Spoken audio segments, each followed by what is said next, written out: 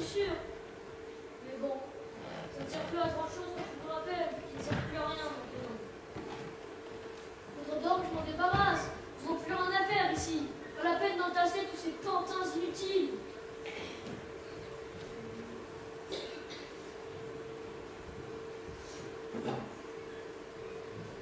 Location d'un camion, 100 €. L'essence pour aller à la décharge qui est pas tout frais, disons 50 €. Ça en fait une somme quand même. Bon. Bien m'occuper de ça.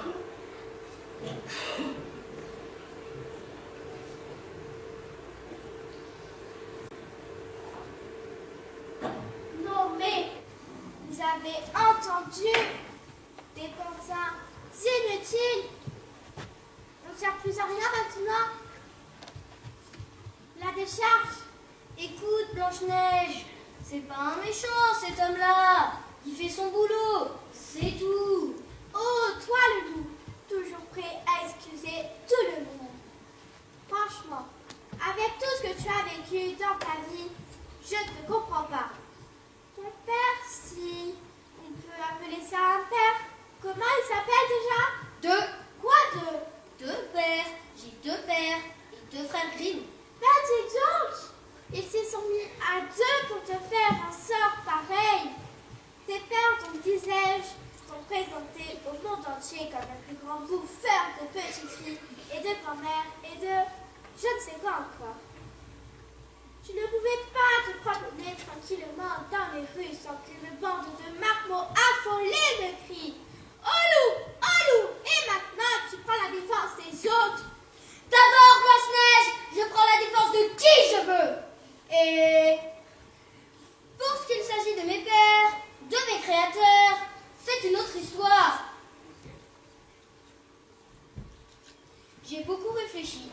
Et maintenant, je sais ce que je vais faire. La rencontrer, peut-être? Pas du tout. Je vais porter plainte. Je veux que mes pères soient jugés par un vrai tribunal pour les torts et les dommages que j'ai subis.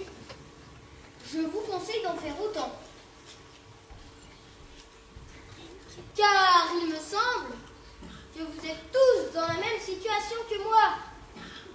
Durant ces longues nuits que nous avons traversées, je vous ai entendu pleurer, crier dans vos cauchemars. Je sais la souffrance que chacun a endurée ici. Il est temps que nous demandions réparation.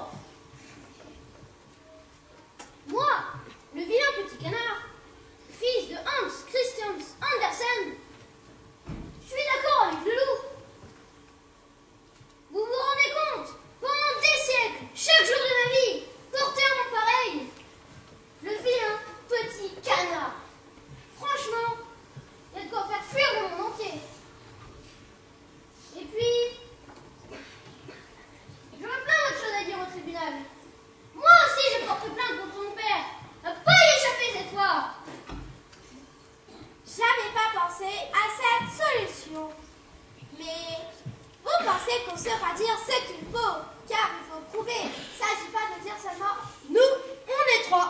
et on est bien assez grand pour s'expliquer. Moi, le problème, c'est Walt Disney qui m'a décrit comme un bon à rien avec ma maison de paille.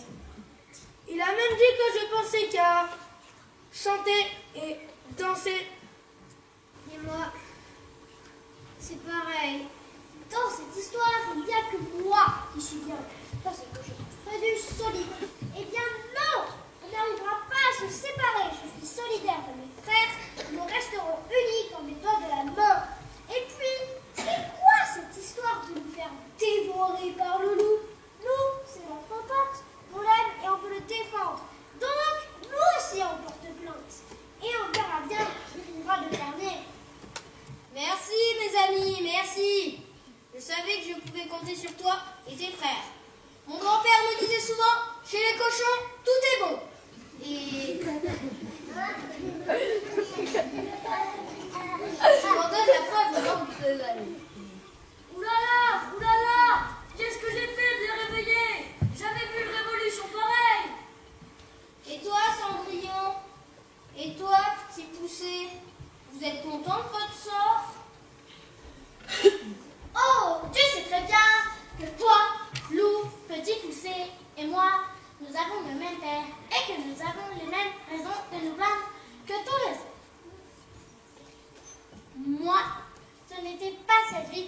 Imaginez. D'abord, les sondes, à faire le larbin de ma belle-mère et de ses filles, à dire oui à tout, à me laisser insulter, humilier. Et c'est qu'enfin, ma marraine, passant par là, me propose d'aller faire la teuf en boîte pour me changer les idées. Il faut que je rentre à minuit. Moi, ce que je voulais, c'était faire la teuf jusqu'à 5h du matin et choisir mon amoureux. Au lieu de cela, pas de permission de minuit. Et pour finir, il faut que je me promène avec un prince pas du tout charmant. C'est pas parce qu'on est malheureuse qu'on doit accepter tout et n'importe quoi. Donc moi, pas contente. Moi, porte plainte. Méprisé, humilié, moqué. Voilà ma vie pendant toute mon enfance. Toujours entendre les mêmes insultes. C'est quoi dans notre jardin? T'es trop petit, t'arriveras jamais à rien. Chaque fois que j'y repense, la colère monte en moi. Et j'en veux à ce chien féroce de m'avoir fait naître dans une famille pareille. Et en plus, il a voulu que j'y retourne. Heureusement, il y a mes frères. Un peu endormis et niais, mais eux, je les aime. Mais t'as vu qu'il va nous falloir quand même un bon avocat. Parce que ça va pas être simple, tout ça. Et moi donc, vous croyez qu'elle est un peu inconsciente, ma mère? M'envoyer seule chez ma mamie pour lui apporter un petit pot de beurre du dialecte, sous prétexte qu'elle est malade et qu'il faut la nourrir. Alors qu'il y a tant de dangers sur les routes. Mais ce n'est pas le loup le plus dangereux. Suffit de voir les infos à la télé. On n'a jamais vu un loup enlever un enfant ou le poignarder dans la rue. Et puis, franchement, me faire terminer ma vie dans le ventre du loup, c'est carrément dégueulasse. Parce que dans l'histoire de Monsieur Perrault, il reste dans le ventre du loup. Il n'y a pas que sa sortie de me sauver. Je suis bel et bien complètement bouffée. Moi, je crois qu'il faudrait être un peu malade pour inventer des histoires pareilles. Oulala, comment ça va finir cette histoire? Et toi, on ne t'a jamais vu. Qui t'a inventé? Oh, moi, c'est pire encore. Vous ne me connaissez pas, mais moi, je vous connais tous. Où que je retourne dans mon histoire, je ne vois que sang et meurtre. À l'âge de 2 ans, ma mère m'a placée dans une famille d'accueil. Oh, ce n'était pas pour m'abandonner. Non, mais pour me protéger de mon père. Je suis la fille de Barbe-Bleue. D'un assassin, d'un sanguinaire, d'un fou. Ah ben ça alors, je savais même pas que tu existais. Et c'est qui t'a inventé? Ton père? Le même que toi, petit poussé. Charles Perrault. Encore ce Charles Perrault? Décidément, les Charles s'accumulent. Ça va être sportif.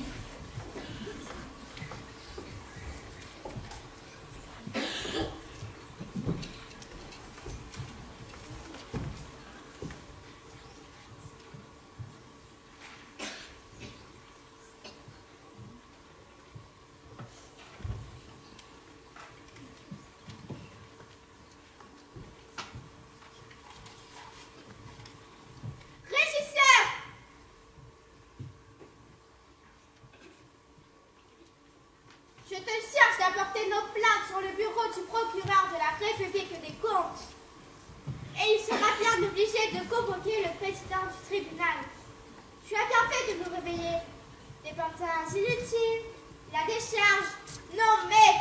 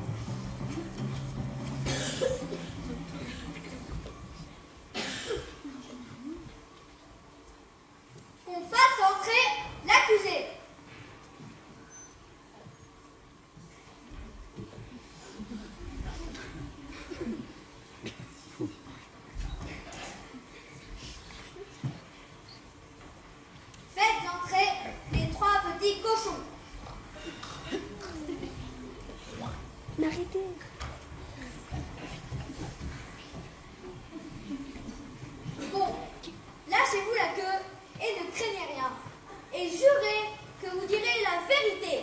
Toute la vérité, rien que la vérité. La vérité, monsieur le colonel, c'est que... Non, pas colonel, président. Oh, pardon. La vérité, monsieur le président, c'est que depuis qu'on a été créé par ce... Walt Disney. Ouais, Walt Disney, si vous voulez. Depuis qu'on est sur Terre, à cause de lui, nous souffrons de... Comment on dit déjà? J'arrive jamais.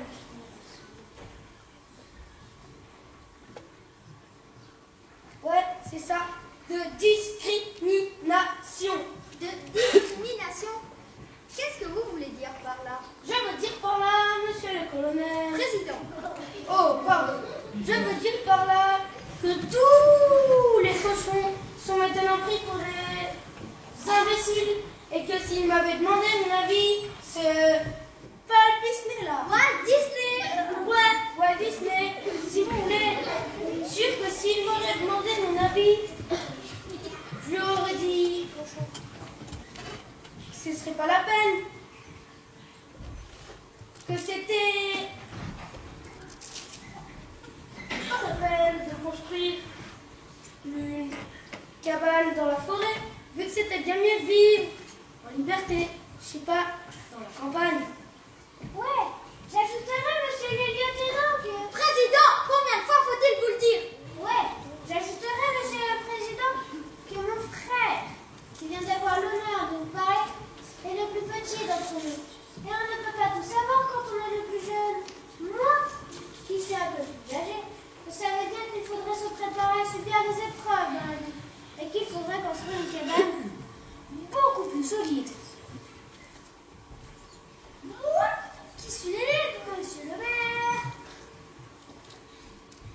Bon, laissons cela. Donc, moi qui suis l'aîné, je savais que la cabane était plus solide serait le meilleur moyen de se protéger des dangers de la vie. Et qu'il fallait être fort et solide pour affronter les épreuves. Moi, ainsi, à cause de l'inexpérience et de la jeunesse de mes frères, ce monsieur L. Disney a failli s'y croire à tout. Quand les cochons étaient de race inférieure, incapables de réfléchir. Monsieur le Président, en tant que défenseur et avocat des victimes, je me permets de vous dire que le dommage a été considérable. Partout maintenant, on entend bête comme un cochon, sale comme un cochon. Un cochon, allez, vas-y. Monsieur le Président, nous demandons réparation. Monsieur Walt Disney n'est plus de ce monde. Mais la République des contes existe encore et ce tribunal en est la preuve aujourd'hui et nous devons garantir que justice soit faite. Monsieur l'avocat, avez-vous quelque chose à ajouter? Bien sûr, Monsieur le Président.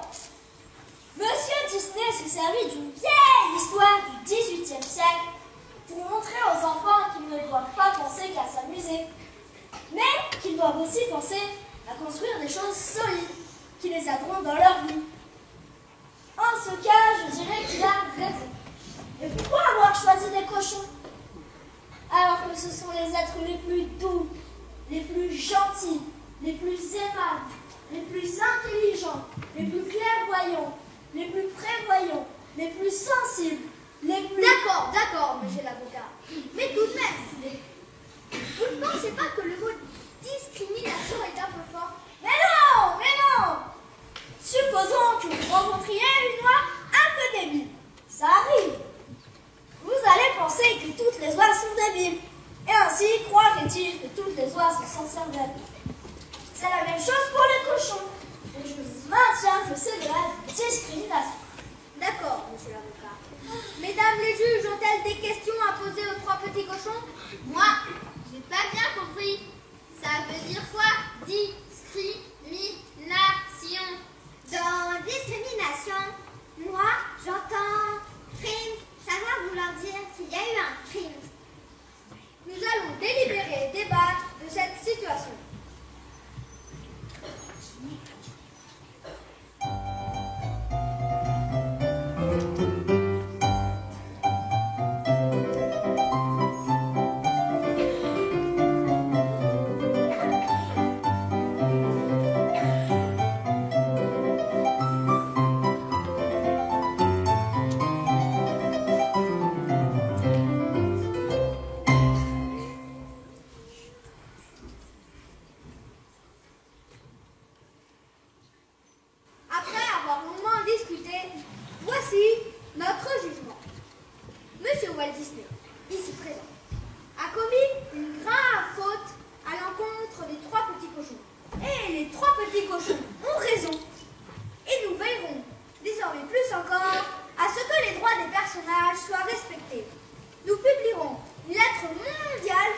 que chaque auteur soit informé de notre jugement. Êtes-vous satisfait, messieurs les trois petits cochons? Ouais, mais bon, dès qu'on a été malmené, outragé et humilié, normalement, on reçoit quelques euros. Peut-être même quelques dizaines d'euros, ou peut-être même quelques centaines d'euros. Monsieur le Président, il serait normal que les trois petits cochons aient de quoi payer leur maison de retraite. Tout de même, impossible! Pensez un peu! Plus de 2000 euros par mois! Et quand vous êtes éternel, voyez un peu ce que cela va coûter à la République des comptes. Et le tribunal des comptes ne se soucie jamais d'argent. Ce n'est pas son affaire. Allez, partez tranquille heureux, 100 euros!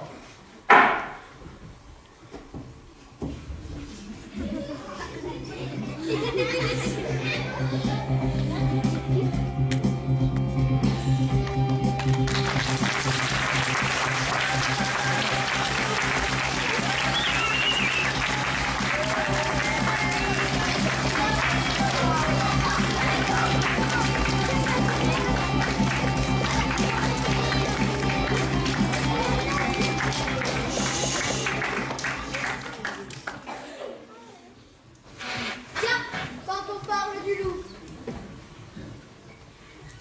Mesdames les juges, monsieur le président, vous comprenez maintenant pourquoi je suis ici.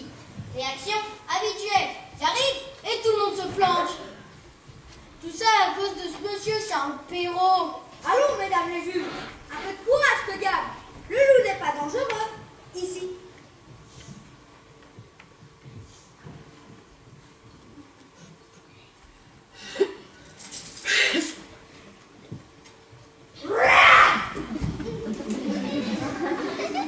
Vous voyez, elles ont encore peur de moi. Allons, monsieur le loup, vous ne sommes pas là pour jouer. Parlez-nous un peu de vous et de votre vie, afin que nous comprenions mieux ce qui vous amène ici.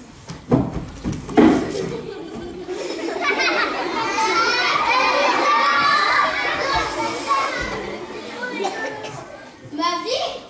Vous voulez dire ma survie? Je ne vis plus, je survis.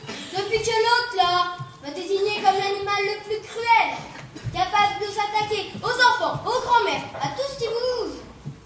Quand j'ai compris, monsieur le président, que je pourrais plus sortir me promener tranquillement, comme tout le monde, je suis tombée dans une profonde dépression. Dépression, vous dites? Mais c'est grave ça, monsieur le loup. Un peu que c'est grave. J'ai dû commencer une canilupothérapie. Une canilupothérapie. Et c'est quoi ça? Ça vient du latin canis lupus. Ça veut dire loup. C'est en quelque sorte une psychothérapie pour loup. Et cette canilupothérapie, ça vous a fait du bien? Ouais, enfin, j'ai dû changer mes habitudes. Et quelles habitudes, monsieur le loup? Je suis devenu végétarien, quoi.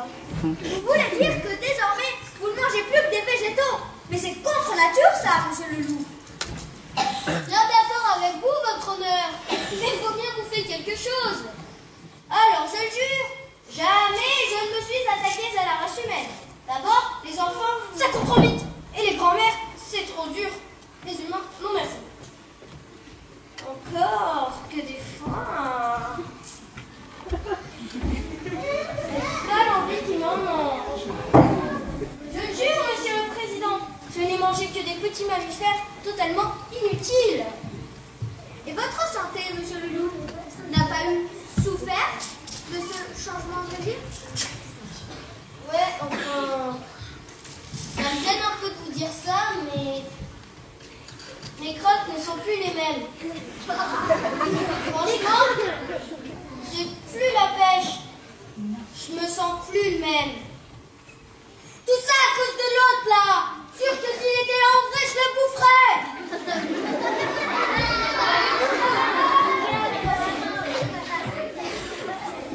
Ah non, monsieur le loup, ne revenez pas sur ce que vous avez dit. Et votre avocat, hein?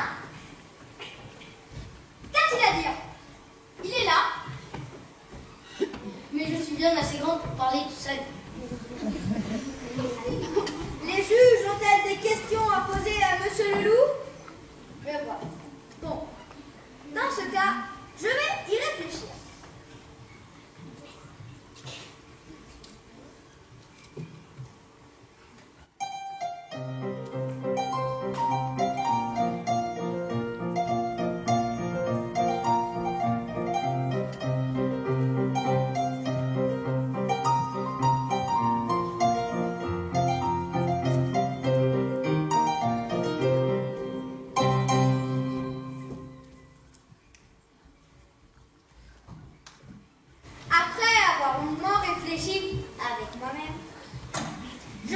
ordonne, monsieur le loup, de reprendre vos anciennes habitudes alimentaires. La République des contes a tout intérêt à garder ses loups en bonne santé, ne serait-ce que pour la survie de votre espèce. Une condition toutefois. Toutes les conditions que vous voudrez, monsieur le président. Abandonnez, je vous prie, cette habitude de faire peur aux humains. Ok, et bien bonjour chez vous.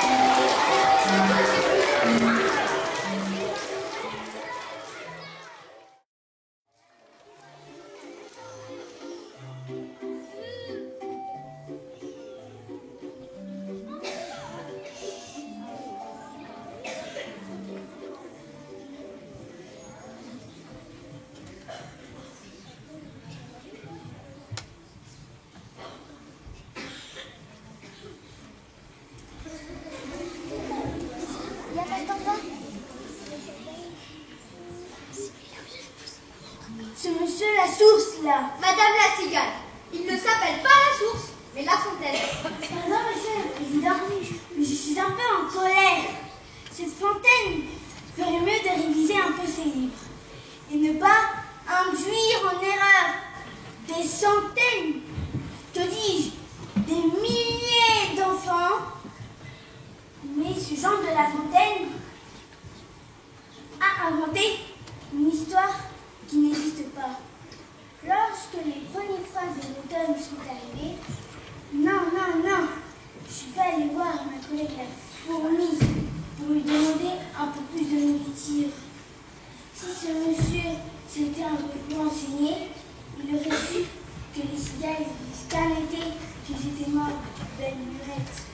Même que c'est pas vrai ce qu'il a dit, ce monsieur Georges Lavabo, que j'étais pas prête, que je voulais pas l'aider. Nous, les fourmis, on a l'habitude de travailler et de tout donner aux hommes. C'est ce qu'on nous apprend dès qu'on est petit. Alors, vous pensez bien, quand il y a une colonie, il y en a pour tous ceux qui veulent. Si la cigale était venue me demander un peu à manger, bien sûr, je lui aurais donné. On est comme ça, nous les fourmis. Presque rien pour nous, tout pour les hommes et notre reine. Monsieur le Président, mesdames les juges, il serait temps que Jean de La Fontaine révise ses fables afin de ne pas tromper tous les enfants qui doivent apprendre par cœur cette poésie. D'autant plus que... Ouais, et moi, qu'est-ce que c'est que cette histoire? Me mettre du fromage dans le bec et en plus un camembert. S'il s'était un peu plus renseigné ce genre de la cascade, il aurait su que j'ai horreur du fromage et encore plus du camembert. Et que mon ami le renard est dans le même cas. Rien que d'y penser, ça me donne envie de vomir. Par contre, mettez-moi, monsieur le président, une belle souris, un panier de framboises, un champignon malade. Là, devant moi, et vous allez comprendre ce que je me demande. Et si vous voulez me faire fuir à l'autre du pire, mettez au bout de mon museau un morceau de roquefort ou de fromage blanc. Là, vous ne me revoyez plus. Monsieur le Président, quand on veut décrire les comportements animaliers, il me semble déjà nécessaire de connaître leurs habitudes alimentaires. Mais laissez-moi vous présenter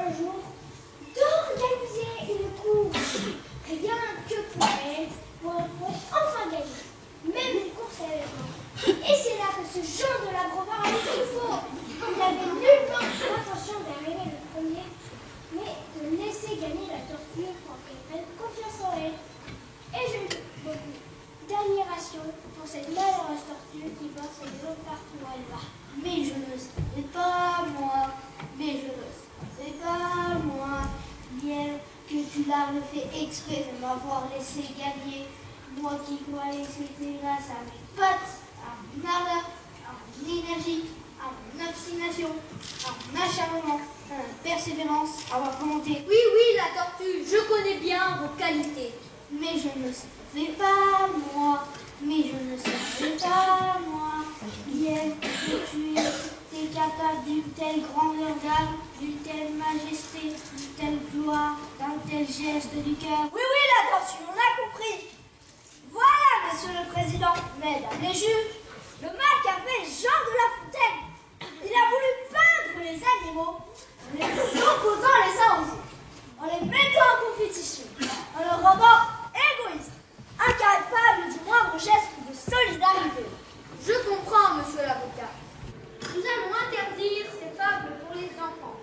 Désormais, ils n'apprendront plus rien de tout cela. D'autant plus qu'elles sont écrites dans un vieux français, parfois totalement incompréhensible.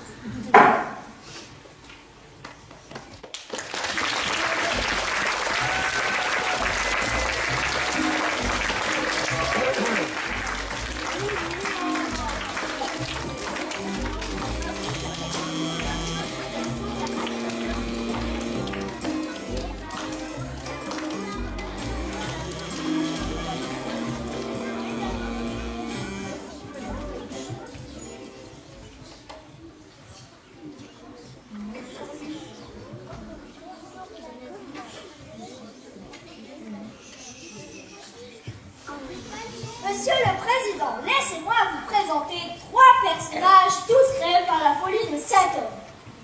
Tous malmenés par la vie à cause de ce déranger. Je veux parler de Cendrillon, de Poulsé et de la propre fille de Barbe Bleue.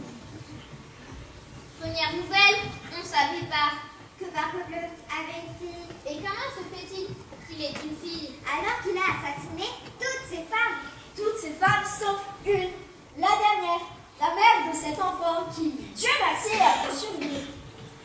Souvenez-vous, monsieur le Président. Anne, ma sœur Anne, ne vois-tu rien venir?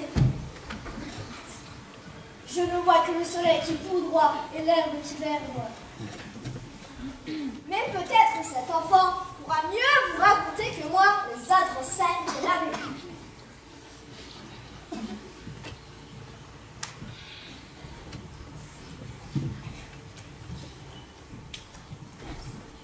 J'étais cachée sous l'escalier, monsieur le président. Terrorisée car mon père courait partout dans le château à la poursuite de ma mère pour la tuer avec son grand couteau. Anne, ma tante, elle avait envoyé un SMS à mes oncles pour les avertir du danger. Et elle était montée sur la grande tour pour guetter leur arrivée. Eux seuls pouvaient empêcher le malheur. Mais ma tante me voyait toujours bien venir. Mon père était furieux. Il courait de plus en plus vite. Peut-être qu'il avait un peu bu. Moi, je ne comprenais rien à cette affaire. Je ne savais pas pourquoi il voulait tuer ma mère. Tout ce que je savais, c'était qu'elle avait découvert un secret qu'elle ne voulait pas me dire. Et alors? Et alors? Et alors? Et alors? Alors n'obligeons pas, je vous prie, cet enfant fragile à continuer son récit. Alors les oncles arrivèrent, s'emparèrent du Barbe Bleue et le tuèrent avec son propre couteau. Fin du drame. Voilà ce que cet esprit malade a fait vivre à cette pauvre enfant. Bouleversante cette histoire. Mais comment réparer un tel malheur? Et dire qu'on raconte ça aux enfants et dire qu'ils aiment ça? Moi, j'aime bien. On dirait un film policier. Ouais, putain, on va le faire. Allons, mesdames les juges, vous n'êtes pas au cinéma. Un peu de tenue tout de même. Monsieur le Président, laissez-moi vous présenter une autre victime de cet esprit malade que certains fous considèrent comme l'un des plus grands écrivains du XVIIe siècle. Bien donc ici, Nardini.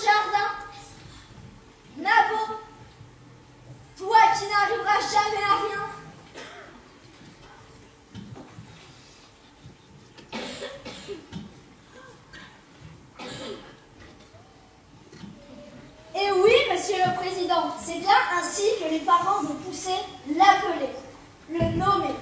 Toute son enfance, il n'a entendu que ça. Vas-y, ne crains rien, il peut parler ici, petit poussé. Monsieur le Président, je porte plainte contre cet homme qui m'a créé, m'a fait naître dans une famille qui me détestait et qui n'attendait qu'une occasion de se débarrasser de mes frères et de moi. Savez-vous, Monsieur le Président, que quand nous sommes revenus à la maison grâce au petit caillou blanc que j'avais semé, le seigneur du village avait remboursé à mes parents l'argent qu'il leur devait. Et tenez, je préfère encore vous lire ce que ce Perrault a écrit.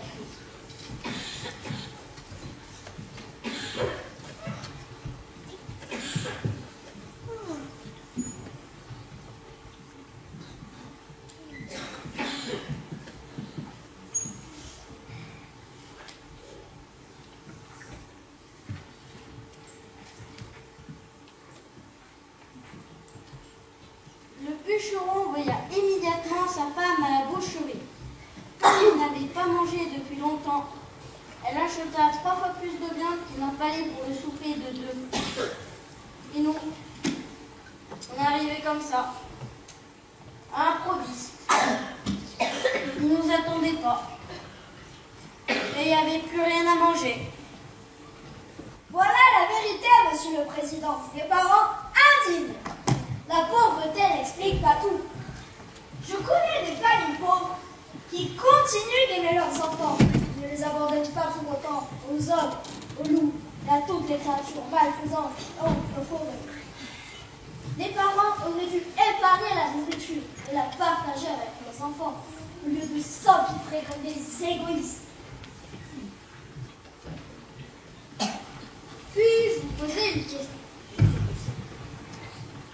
Monsieur Pousset, quand vos parents ont fini de manger tout ce qu'ils avaient acheté, ils vous ont bien abandonné une deuxième fois, n'est-ce pas? Eh bien, pourquoi n'avez-vous pas appelé le 119? 119? Qu'est-ce que ça? Ce n'est rien, Monsieur Pousset. C'est juste que Monsieur le Président se trouve seul en époque et il oublie que nous sommes dans l'ère des comptes. Mais ce n'est pas tout, Monsieur le Président. Quand mes frères et moi, nous étions tous morts de fatigue, à force d'avoir parcouru les forêts et qu'on avait besoin de manger et de dormir, où est-ce qu'on est arrivé? Oui, monsieur Pousset, je connais bien votre histoire. Mais tout de même, la femme de l'ogre vous a nourri et vous a offert l'hospitalité. Ok, là-dessus, elle a été sympa et réglo. Mais quand l'ogre est arrivé et qu'il a gueulé, ça sent la chair fraîche ici!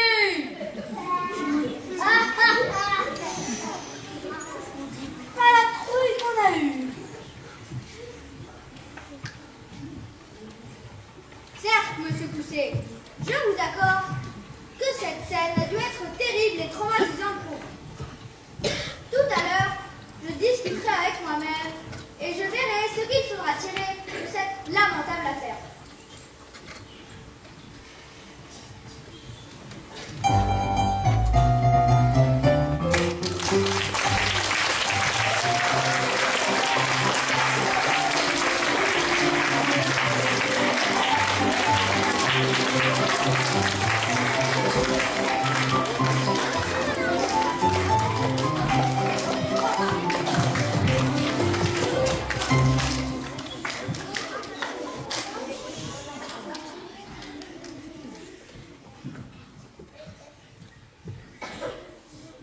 Monsieur le Président, laissez-moi vous présenter une autre victime de l'imagination haineuse de ce Monsieur Perrault.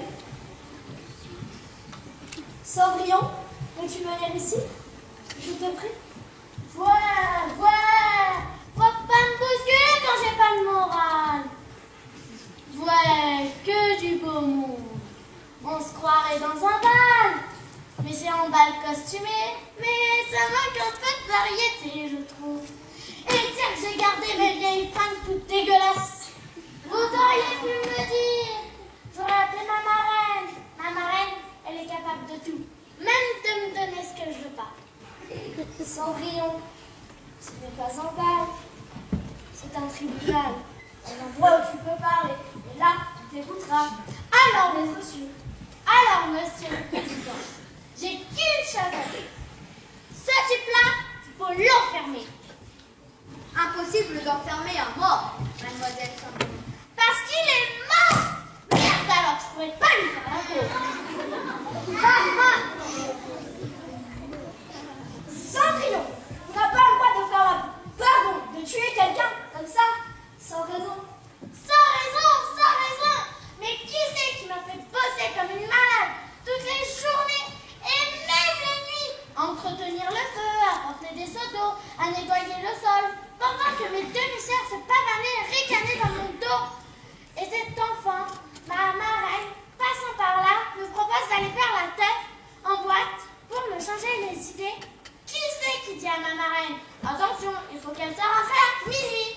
Et qui c'est qui me met dans les pattes un prince moche comme un pou, sous prétexte qu'il a retrouvé ma babouche?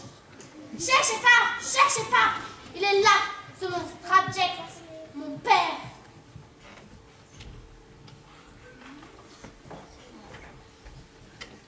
C'est pas vrai, ça. Pas très sympa, ce type. Et en plus, il me semble qu'il sent mauvais.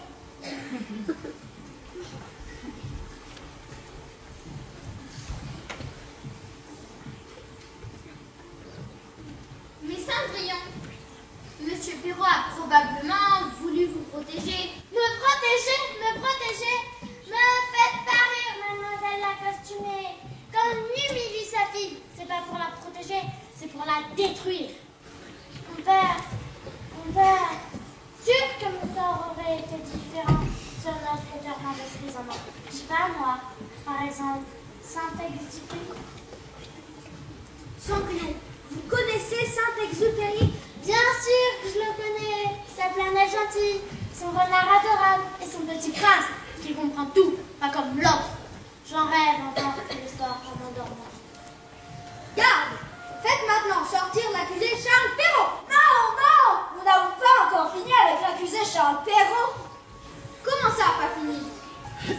Entre, et n'aie pas peur!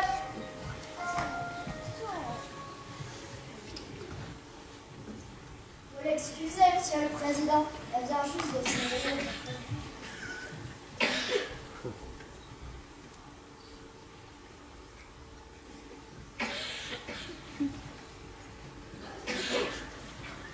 Moi aussi, je porte plainte contre Charles Perrault.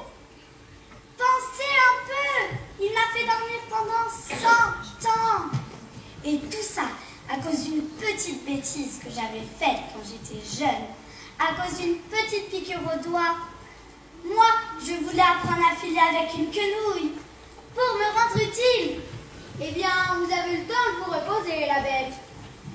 Mais est-ce que vous vous rendez compte, monsieur le président, de ce que ça veut dire dormir pendant 100 ans? Au début, c'était pas mal. Je faisais des rêves. Mais après, terminez les rêves. Parce que pour rêver, il faut regarder, sentir, parler. Alors, inutile de vous dire que lorsqu'on est parti pour un sommeil d'un siècle, c'est terminé la vie. Ah, vraiment, j'aurais préféré mourir que dormir. Puis, lorsque je me suis réveillée, j'ai plus rien compris à ce qui m'arrivait. Avant, j'étais une princesse. Et là, tout à coup, plus de roi, de reine, de princesse. Fini la royauté et vive la République! Ah, vraiment, j'en veux à ce Charles Perrault pour la souffrance qu'il m'a fait vivre en me condamnant au sommeil. Il ne s'est d'ailleurs peut-être même pas rendu compte de ce qu'il écrivait. Ah, je voudrais qu'il soit mort, ce fou, cet ignorant! Rassurez-vous, belle bois dormant, Charles Perrault est mort et il ne risque plus de vous plonger dans le sommeil. C'est plutôt moi qui ai besoin d'un petit somme.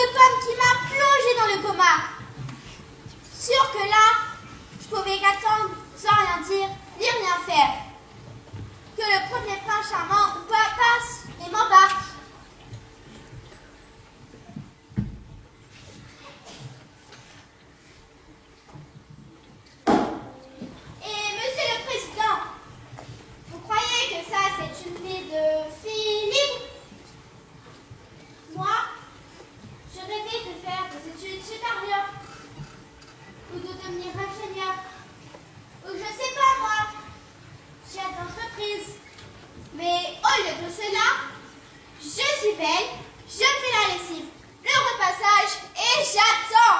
C'est le cas de beaucoup de gens, Blanche-Neige. Peut-être, mais moi, je suis pour l'égalité entre les filles et les garçons. Et j'accuse ces deux frères-là d'avoir mis dans la tête des petites filles qui lisent mon histoire toutes ces idées d'être belles et d'attendre qu'on les choisisse. Et le pire, monsieur le président, c'est que quand les petites filles ont cette idée dans leur tête, elles ne pensent plus à autre chose. Et voilà, le mal est fait. C'est bien la première fois que j'entends un tel discours dans ce tribunal. Mais j'admets qu'il a là de la vérité, Blanche-Neige. Mesdames les juges ont-elles des questions à poser? Moi, je soutiens Blanche-Neige. Elle a raison de se révolter. Ouais, enfin, faut voir, faut voir. Nous allons délibérer sur cette affaire très importante.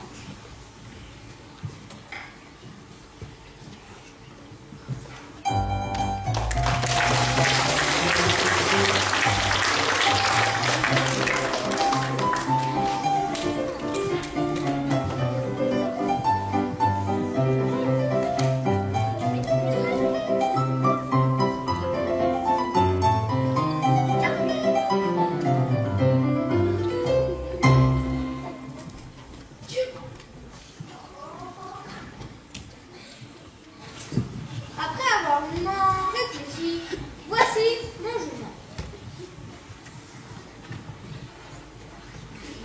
Nous ne pouvons pas faire du mal aux frères Grimm puisqu'ils ne sont plus vivants. Mais nous interdirons la lecture du conte Blanche-Neige à tous les enfants de moins de 12 ans. Qu'il soit fait selon notre jugement.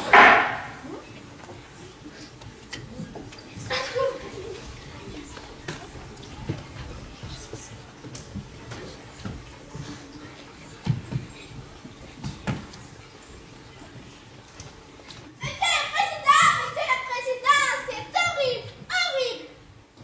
Le loup a rechuté.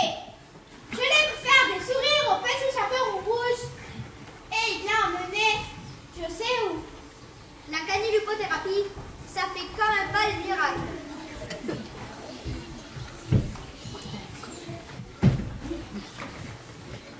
Monsieur le Président, en tant que défenseur et avocat de Chaperon Rouge, je me permets de vous dire... Parce que vous êtes aussi l'avocat de Chaperon Rouge.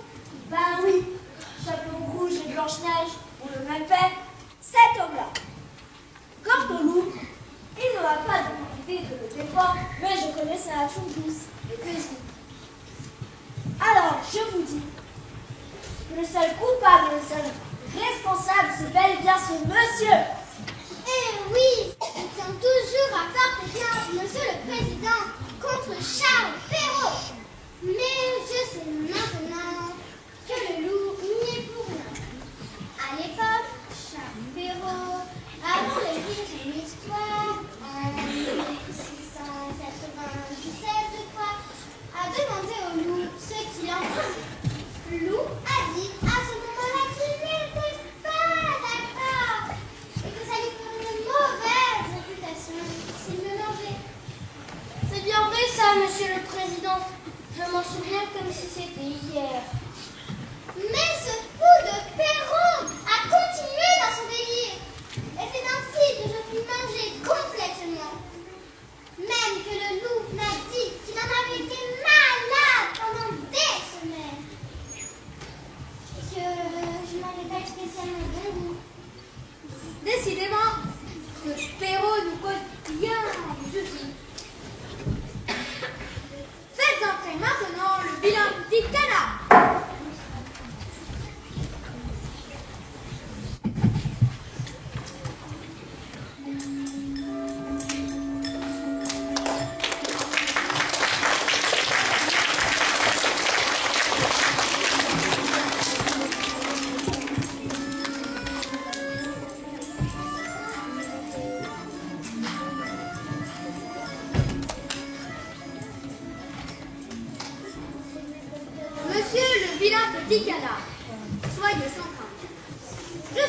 ici pour vous écouter et tenter de réparer ce qui s'est mal passé. S'il vous plaît, Monsieur le Président, j'ai tout d'abord une faveur à vous demander. Ne m'appelez plus vilain petit canard, mais canard, tout simplement. C'est vrai que je ne suis pas beau et que tous les canards sont plus beaux que moi.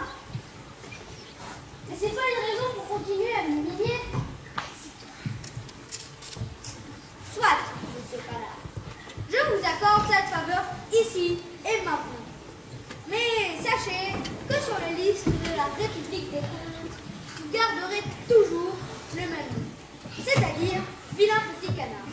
Nous n'avons pas le droit de modifier ce liste sans l'accord de l'auteur, et comme monsieur Anderson est mort, on pourra rien dire. Merci, Monsieur le Président. Au moins, une fois dans ma vie, je serai reconnu pour ce que je suis. Un canard pas beau, mais un canard quand même. Monsieur le Président, Mesdames les juges, a-t-on le droit de rejeter, d'exclure, de battre quelqu'un, car il est différent et qu'il ne se sent pas comme les autres? Bien sûr que non, monsieur Canard. C'est pourtant ce qui m'est arrivé. Toute mon enfance, je me sentais pas à ma place. Je me sentais différent des autres. C'était pas ma faute. À cause de ça, j'ai été moqué, rejeté, mordu, griffé, insulté et pour finir, exclu. Voilà ce que m'a fait vivre ce monsieur Andersen. Monsieur Canard, quand plus tard, vous avez rejoint la communauté des signes et qu'ils vous ont accueilli comme un des leurs, vous avez dû retrouver force et courage. Non, madame la juge, lorsqu'on vit des choses terribles dans l'enfance, on ne peut pas les oublier. Je suis un cygne blessé et je continue à me sentir pas comme les autres. Et vous savez ce qu'il se passe lorsqu'on raconte mon histoire aux enfants? Je suppose qu'ils prennent votre réponse et qu'ils vous aiment, monsieur Canard. Ouais, si on veut. Mais surtout, ils se disent qu'ils sont eux aussi pas à leur place. Alors, ils veulent prendre la place de leurs frères, ou de leurs sœurs, même de leurs parents parfois. Ils disent qu'ils se sentent mal aimés, qu'ils s'inventent des parents fantastiques, des princesses ou des rois. Et tout ça, ça finit que j'ai tous les parents sur le dos. Et me voilà accusé en plus de mettre dans la tête de leur cher enfant des idées qu'ils ne devraient pas avoir. Tout ça à cause de ce monsieur Andersen.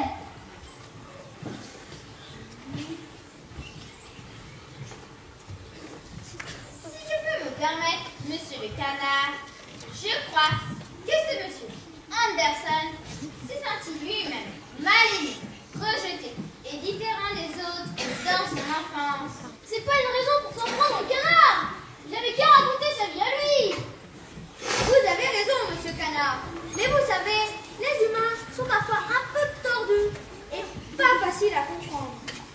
Pour l'instant, je vais raconter au président de la République des Mondes ce que j'ai entendu ici. Il verra lui-même la suite qu'il faudra donner à vos plans.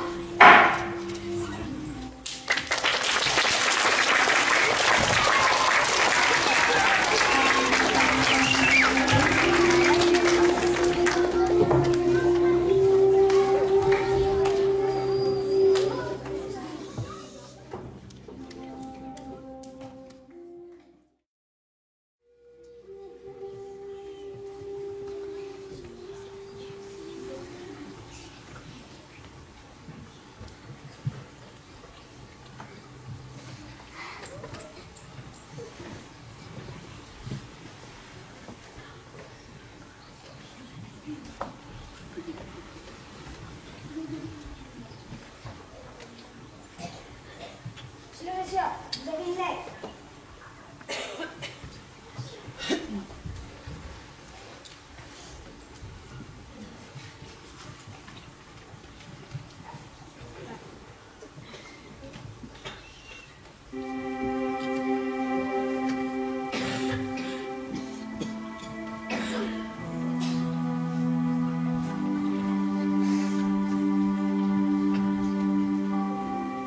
Lettre du président de la République des Contes à tous les personnages des contes actuels et à venir. Chers personnages, le tribunal des comptes m'a informé de vos plaintes et des dommages que vous avez subis. Vous avez raison de réclamer justice et réparation. Malheureusement, rien ne peut être changé. Les histoires sont ce qu'elles sont, et même quand elles nous parlent de la cruauté, de la violence et de l'injustice, elles sont là pour nous montrer le monde des humains tel qu'il est. S'il n'y avait dans ce monde des hommes, ni pauvreté, ni misère, ni injustice, ni violence, à coup sûr, les histoires, vos histoires, seraient différentes et nous pourrions tous dormir en paix. Malheureusement, je crois bien que nous aurons encore besoin longtemps de vous pour montrer aux hommes, aux femmes, aux enfants comment changer, comment grandir, comment être heureux. Vous êtes le miroir dans lequel ils peuvent se voir, se regarder et réfléchir. Sachez, chers personnages, que tel que vous êtes, je vous comprends et je vous aime.